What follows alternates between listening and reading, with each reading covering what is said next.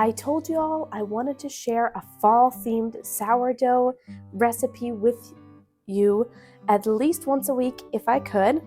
And I'm back with the second video, and today we're gonna do what I think is a sourdough fall classic, and that is pumpkin sourdough bread. And what I love about this recipe is there's so many different things you can add to it and so many different ways you can make it to make it your own. So I'm just going to teach you all the basic way to make sourdough pumpkin bread. We are going to be using sourdough discard again and not actually active sourdough, although with most of the recipes that I share, when I use sourdough discard in a recipe, you can use active discard and get rid of the leavening agent that I use, but you will have to rise it.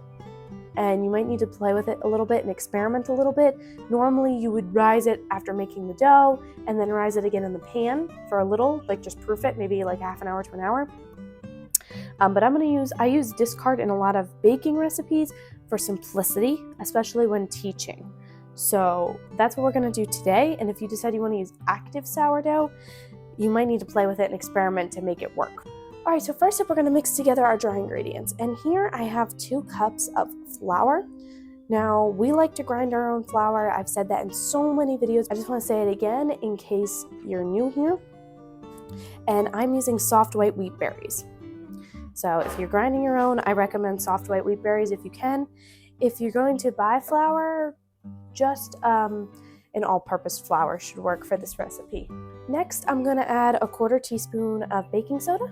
And then after that, I'm going to add 2 teaspoons of baking powder. Now, these are our 2 leavening agents, and this is what you would want to cut out of your recipe if you decide to use active sourdough, like I said. We're also gonna add roughly like a tablespoon here of pumpkin pie spice. This is what's gonna make it taste like pumpkin. That smells so good, just like fall. And then we're just gonna stir all that in. Now let's set this aside and get another bowl out for our wet ingredients. All right, now to kick off our wet ingredients, we're gonna add 8 tablespoons or an entire stick of melted butter. Next, you're gonna add 1.5 cups of brown sugar. And then I'm just gonna use my spatula here to cream them together. Next, we're gonna add 1 egg, and I'm using a duck egg here, but chicken eggs work for this recipe. Then we're gonna add 1 teaspoon of vanilla extract. We get our vanilla extract from Azure Standard. And then we're going to add a 1/2 cup of sourdough discard. So just to clarify, sourdough discard is discard that is non-active and actually ready to be fed. So normally when it's at this stage, you would just discard some and feed it.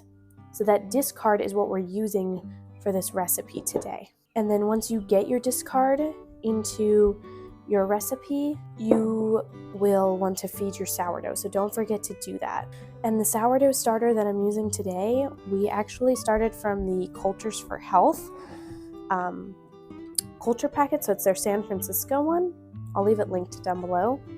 Next, I'm gonna add this 1 15-ounce can of pumpkin puree. Obviously, we all know that the pumpkin pie spice, though, is what gives it that fall flavor.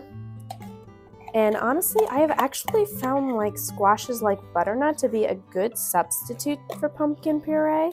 So if you happen to have some of that on hand that you're trying to get rid of, it's a great way to use it up. Now we're gonna mix this all together, nice and gentle. We're just gonna mix it all until it's combined. It's time to take our wet ingredients and pour them into our dry ingredients. And then you're just gonna mix this until it's combined. It's really important at this stage not to over mix your bread. See why I like to use a rubber spatula for this? Because then you can get all of it out and not have any waste. So I just like to gently almost fold in mixing techniques here and just gently mix until combined. So at this point, you could go ahead and add anything else that you wanted to this, like toppings or like an add-in, and there's so many ways that you can make this your own.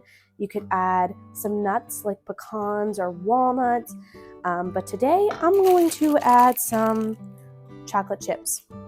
I'm pretty sure we get these from Aldi, so I'm just going to go ahead and add some of those. Looks like I'm using the rest of the bag. And And I'm going to gently stir these in. Again, it's really important that we don't overmix, so get all your add-ons in and just mix until they're combined into the batter.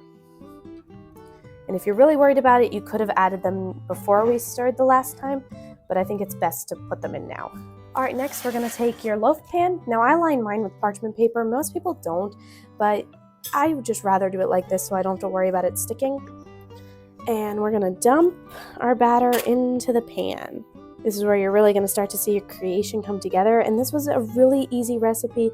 It's perfect for beginners, especially those that haven't done a lot of baking at all, but even people who haven't done a lot with sourdough.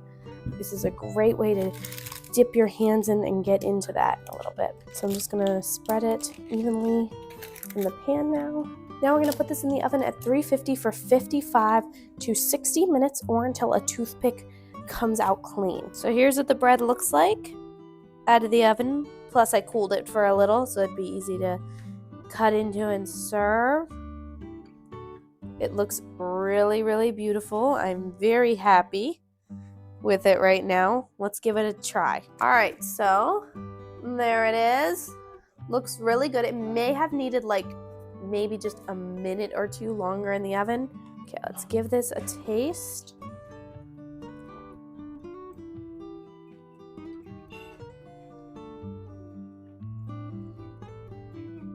I love the combination of the pumpkin and the chocolate. It feels just like a classic fall dish. Again, just like our last recipe, can't even tell if the sourdough is there. So if you are not a huge fan of sourdough but have been wanting to incorporate it into some of your dishes, this is a great way. And if you haven't already, make sure you check out the last fall baking video. We did apple cinnamon rolls. Those were delicious too. I do want to say it might be hard to see on camera, but some people were using orange juice to add color to their bread. And honestly, I think that this is plenty orange enough. You could definitely see the color in the batter, and I can see plenty of orange.